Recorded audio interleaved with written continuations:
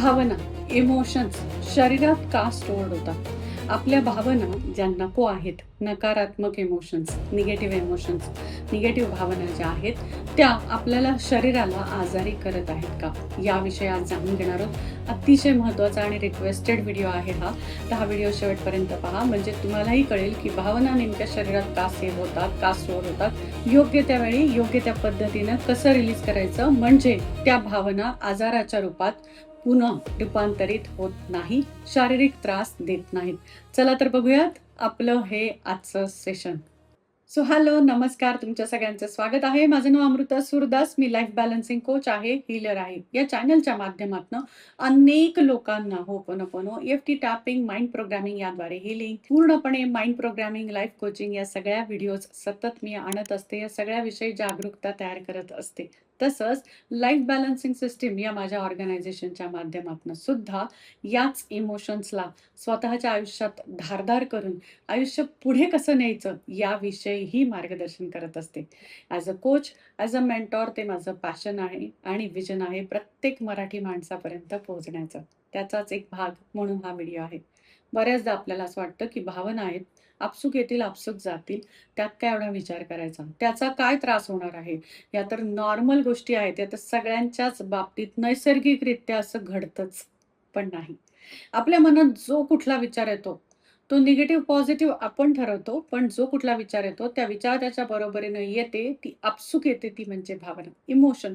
आणि या इमोशनला जर का योग्य पद्धतीनं रिलीज केलं नाही, बाहेर काढलं नाही आपल्या सबकॉन्शियसमधनं, आपल्या कॉन्शियस माइंडमधनं, तर ती शरीरात स्टोअर व्हायला लागते. कारण की विचारांना नाही माहिती कसं बाहेर पडायचं, कसं हील व्हायचं, कसं रिलीज करायचं.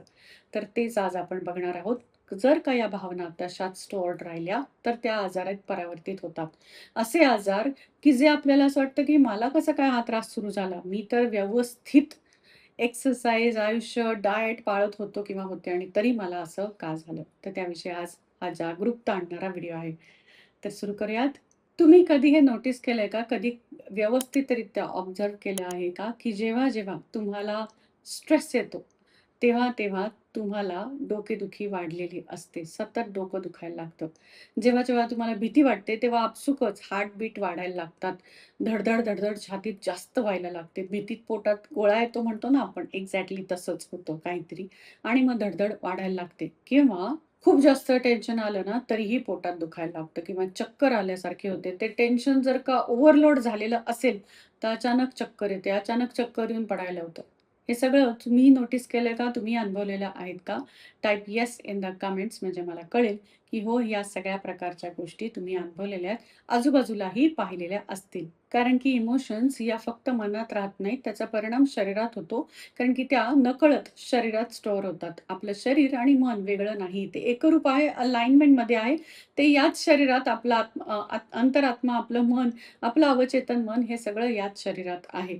आणि त्यामुळे हे सगळी चिन्ह तुम्हाला दिसतात. हे सिम्प्टम्स, हे सायन्स दिसतात जेव्हा-जेव्हा तुम्हाला मानसिक त्रास व्हायला लागतो, तेव्हा शारीरिक त्रासही तितक्याच मोठ्या प्रमाणात आपोआप ट्रिगर व्हायला सुरुवात झालेली असते.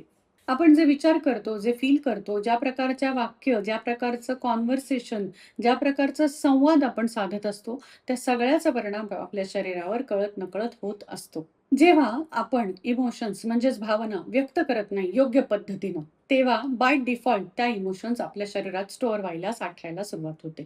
फॉर एक्झाम्पल, रडू आले तरी रडायचं नाही. का? तर 4 लोकं काय म्हणतील? मी कमकुवत दिसेन का? स्पेशली बॉयज, त्यांना असं वाटतं की मी रडल्यानंतर अलाउडच नाहीये. मला लहानपणापासून सांगितलेलं आहे की रडणं हे मुलींचं लक्षण आहे, मुलांनी रडूच नये. तर या सगळ्या लिमिटिंग बिलीफ, या सगळ्या कंडिशनिंगमुळे व्यक्तच करणं काय असतं ते माहीत नाही किंवा योग्य वेळी, योग्य ठिकाणी, योग्य पद्धतीनं त्या भावना व्यक्त होत नाहीत. त्या सप्रेस केल्या जातात, तशाच ठेवल्या जातात. आणि त्यामुळं या इमोशन्सची, या भावनांची ऊर्जा शरीरात अडकायला, साठायला सुरुवात होते. फॉर एक्झाम्पल, एखाद्या ठिकाणी बोलायचंय, कौतुक करायचंय, पण तेही केलं जात नाही. का? तर अगेन मनात विचार येतात आणि त्यामुळे काय वाटेल, कसं वाटेल, उगाचच कौतुक केलं तर गैरअर्थ निघतील का? या अनेक नको त्या विचारांमुळं ती भावना सप्रेस केली जाते. मग या सगळ्या गोष्टी ज्या आहेत त्या मनात साठतात, तशाच पर्यायानं शरीरातही साठल्या जातात. व्यक्त होताच येत नाही. जसं की आपल्या या चॅनलवर अमृता सुरदास या चॅनलवर तुम्हाला बऱ्याच इमोशन्सवर होपोनोपोनो EFT टॅपिंग हीलिंग मिळेल. त्या इमोशन्सवर, त्या त्रासावर काय परिणाम होतो, रागाचा, फ्रस्ट्रेशनचा, डिप्रेशनचा, सॅडनेसचा हे सगळं मी सांगितलंय. तरी आता इथे क्विकली सांगतेय. तिथे डिटेल व्हिडिओ आहेत तुम्ही चेक करू शकता नंतर. पण आता मी इथे पटकन सांगणार आहे. जसं की राग आल्यानंतर आपल्याला शोल्डर्सला किंवा डोक्याला त्रास व्हायला लागतो. डोकं जास्त ठणकायला लागतं. असह्य व्हायला लागतं. शरीराचा थरकापही होतो जर का खूप राग आला असेल तर. तर हे राग अशा पद्धतीनं शरीरावर त्रासदायक असर करू शकतो. जर का तुमच्या जवळच्या व्यक्तीबद्दल तुम्हाला खूप जास्त राग आहे, ती व्यक्ती तुमच्या मनासारखं ऐकत नाहीये, वागत नाहीये किंवा ती तुम्हाला समजूनही घेत नाही, तर बाय डिफॉल्ट तुम्हाला बद्धकोष्ठता म्हणजेच कॉन्स्टिपेशनचा त्रास सुरू होतो. Yes or no? Tell me in the chat box म्हणजे मला कळेल, की तुमच्यापैकी किती जणांना हा त्रास आहे. फिअर, भीती जी आहे ती अँक्झायटी तयार करते, हार्टबीट वाढवते, चक्कर येणे आणि नको त्या लिमिटिंग बिलीफसुद्धा भीतीमुळेच तयार होतात आणि त्यामुळे शरीरावरही परिणाम होतो. म्हणजे हातातल्या वस्तू पडणं, नको त्या ठिकाणी चक्कर येऊन पडणं किंवा कॉन्शियसनेस हरवणं हे सगळं भीतीमुळे होतं. ताण घेतलेला आहे कुठल्याही गोष्टीचा, स्ट्रेस घेतलेला आहे, तर ते तुमच्या गटवर म्हणजेच तुमच्या डायजेशन सिस्टमवर अचानक त्रासदायक ठरू शकतं. तो ताण आणला आपण म्हणतो ना, खूप जास्त टेन्शन आहे, भूक-ताण हरपलेली आहे, भूकच लागत नाहीये, नाहीतर इतकं टेन्शन आहे, की काय जेवलो किंवा काय जेवले तेच कळालं नाही. असं जेव्हा आपण म्हणतो एक्झॅक्टली त्याचा परिणाम तुमच्या डायजेशनवर, तुमच्या पोटावर झालेला असतो त्या ताणाचा, त्या स्ट्रेसचा. तर या सगळ्याच्या संदर्भात डिटेल हीलिंग व्हिडिओज आहेत आपल्या चॅनलवर. पण त्या भावनांचा शरीरावर कसा परिणाम होतो हे मी आता क्विकली तुम्हाला सांगितलेलं आहे. पुढे जाऊयात. What you suppress emotionally, your body express it physically. म्हणजेच काय? ज्या भावना तुम्ही दाबून ठेवलेल्या आहेत, एक्सप्रेस केलेल्या नाहीयेत योग्य पद्धतीनं, तुमचं शरीर त्या आजारावाटे दाखवायला सुरुवात करतं. त्यामुळे भावना सप्रेस न करता त्या रिलीज करणं गरजेचं आहे. तर सगळ्यात पहिली स्टेप इज हील कसं करायचं? सगळ्यात पहिलं तर भावना ओळखायच्या. काय वाटतंय नेमकं? भीती आली आहे, राग आलाय, फ्रस्ट्रेशन होतंय, डिप्रेशन आलेलं आहे, सॅडनेस वाईट वाटत आहे. काय होतंय नेमकं? ती भावना ओळखायला हवी.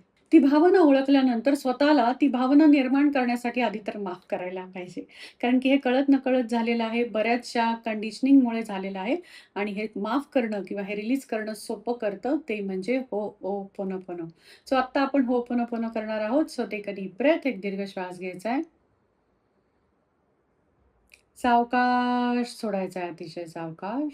Relax and release. Hands on your heart. हृदयावर हात ठेवायचा आहे. फील करायचं आहे, कोणती ती भावना आहे जी आत्ता मला त्रास देत आहे. कोणती ती निगेटिव्ह इमोशन आहे, जी आत्ता मला जास्त जाणवत आहे. So hands on your heart. I am sorry. I am sorry माझ्या मनात हा ताण आहे, हा स्ट्रेस आहे, ही भीती आहे, हा राग आहे आणि हा जो मनात तयार झालेल्या सगळ्या नकारात्मक भावना आहेत, त्या माझ्या शरीराला त्रास देत आहेत. आय एम सॉरी मला इतके दिवस हे माहितीच नव्हतं, की मी ज्या कुठल्या नकारात्मक इमोशन्स, भावना तयार करतायत, त्याचा सगळ्याचा परिणाम माझ्या शरीरावर, माझ्या वागण्या-बोलण्यावर इथून पुढे होणार आहे. Please forgive me.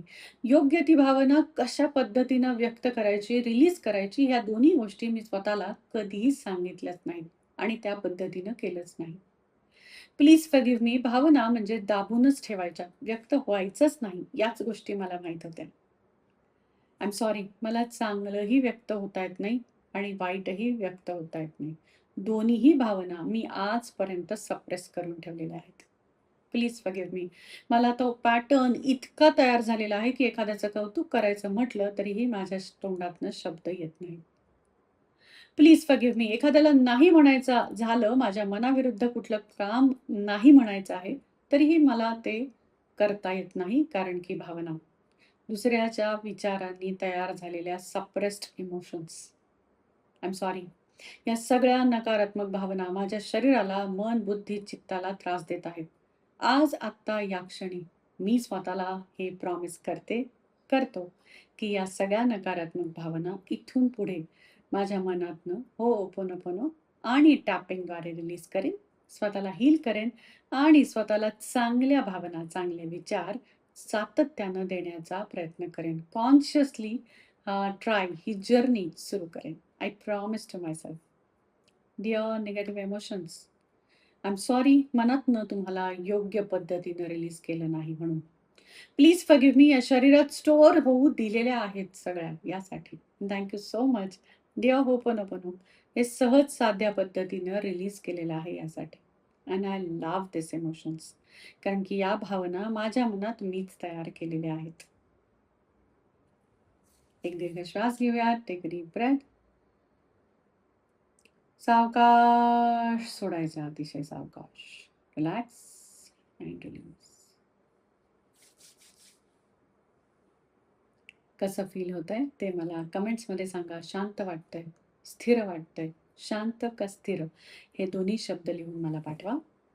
या प्रकारे तुम्ही त्या भावना रिलीज करू शकता. होपोनोपोनो अतिशय पॉवरफुली या भावना रिलीज करायला मदत करतं. जेणेकरून होतं हे, की त्या मनात आलेल्या भावना शरीरात स्टोअर होत नाही, रिलीज होतात.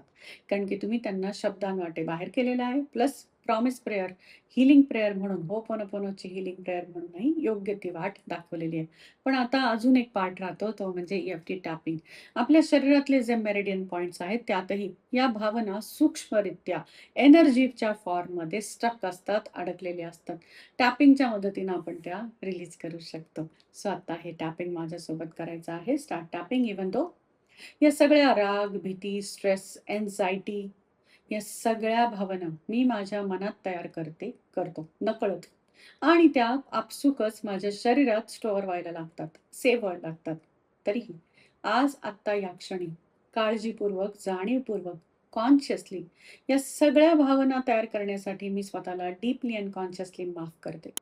या सगळ्या भावना माझ्या मन, बुद्धी, चित्त आणि शरीरातनं टॅपिंगच्या द्वारे EFT मेरिडियन पॉइंट्समधनं सुद्धा रिलीज करते. आणि या सगळ्या इमोशन्सची 100% जबाबदारी घेते. Take a deep breath. एक दीर्घ श्वास घ्यायचा आहे. सावकाश सोडायचा आहे, अतिशय सावकाश. Relax and release. ग्रेट. आणि आता आपण टॅप करणार आहे. हा स्ट्रेस, हा ताण मनात जो तसाच साचलेला आहे, रिलीज. ही भीती मनात जी सारखी सारखी येते, नको नको त्या गोष्टींची, रिलीज. मला सतत राग येतो स्वतःचा, इतरांचा, परिस्थितीचा, रिलीज. ही जी काळजीची नकारात्मक इमोशन आहे, रिलीज. ही जी कमतरतेची भावना आहे मनामध्ये तयार केलेली, रिलीज. ही जी माझ्या जवळच्या व्यक्तीविषयीचा राग साठवून ठेवलेला आहे शरीरामध्ये, रिलीज नाव. माझ्याच विषयीची लॅकिंग एनर्जी आहे, मीच कशी कमी आहे, कमी पडत आहे, रिलीज नाव. सतत कंपॅरिझन, तुलनेची नकारात्मक भावना, रिलीज. सतत माझ्याच मनात वाईट चेन रिॲक्शन चालू असते, ओव्हर थिंकिंग, रिलीज नाव. या सगळ्यामुळे आलेला ताण, स्ट्रेस कळतं पण वळत नाही, रिलीज नाव. शरीर दुखायला लागल्यानंतर, पर्टिक्युलर बॉडी पार्ट दुखायला लागल्यानंतरही मी कोणाला ना कोणाला तरी किंवा स्वतःला ब्लेम करत असते, ही सुद्धा नकारात्मक ऊर्जा, रिलीज नाव. या आधी साठवलेल्या सगळ्या नकारात्मक ऊर्जेमुळे माझ्या शरीराला झालेला त्रास, रिलीज अँड हील नाव. या सगळ्यामुळे मला जे अस्वस्थता जाणवत असते सारखी, रिलीज नाव. आणि या सगळ्यामुळे माझे 7ही चक्र स्टक आहेत, ब्लॉक्ड आहेत, release and heal now. Even though जरीही या सगळ्या नकारात्मक भावना माझ्या शरीराला घर करू पाहत आहेत, तरीही आज आत्ता योग्य पद्धतीनं मी होपोनोपोनो आणि टॅपिंगच्या मदतीनं हे रिलीज करत आहे, हील करत आहे. माझ्या शरीरातनं या सगळ्या नकारात्मक भावना टोटली झिरो करत आहे. Take a deep breath. एक दीर्घ श्वास घ्यायचा आहे. सावकाश सोडायचा आहे.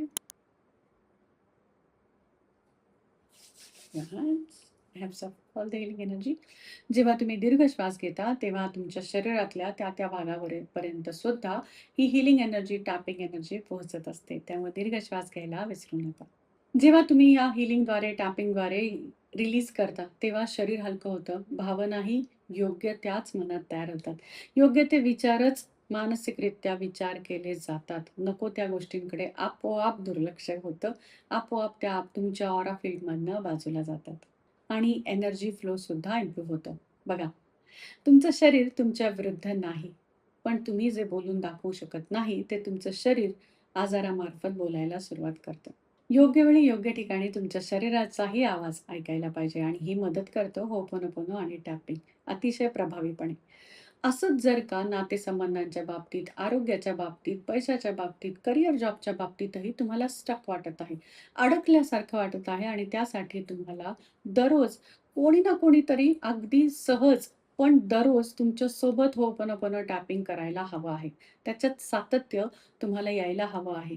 कळत-नकळत या भावना दररोज येतात, त्या दररोज रिलीज करायला हव्यात. असं जर का तुम्हाला वाटत असेल, तर तुम्ही योग्य तो व्हिडिओ बघताय. म्हणजेच काय, मी इन्व्हाईट करते आपल्या डेली हीलिंग चॅलेंजमध्ये.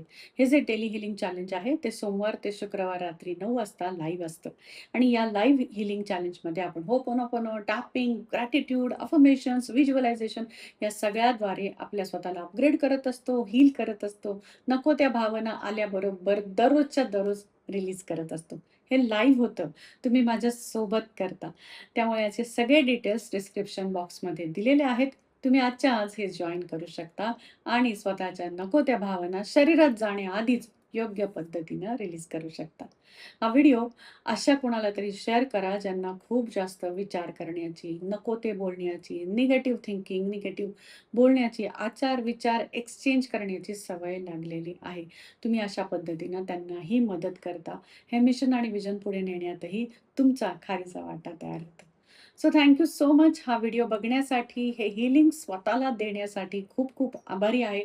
चॅनलला जो चांगला प्रतिसाद तुम्ही देत आहात, त्याही विषयी खूप खूप अतिशय ग्रेटफुल आहे.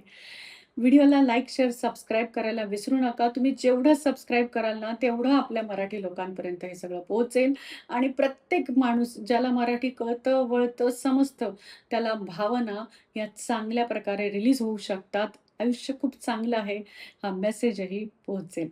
याच पद्धतीने Instagram, Facebookवरही मी अशा ह्याच्या संदर्भात क्विक टॅपिंग किंवा क्विक हीलिंग व्हिडिओज अपलोड करत असते. तर त्याचाही तुम्ही फायदा घेऊ शकता. भेटूया अशाच एखाद्या हीलिंग, टॅपिंग किंवा माइंड प्रोग्रामिंग व्हिडिओसहित. Thank you so much.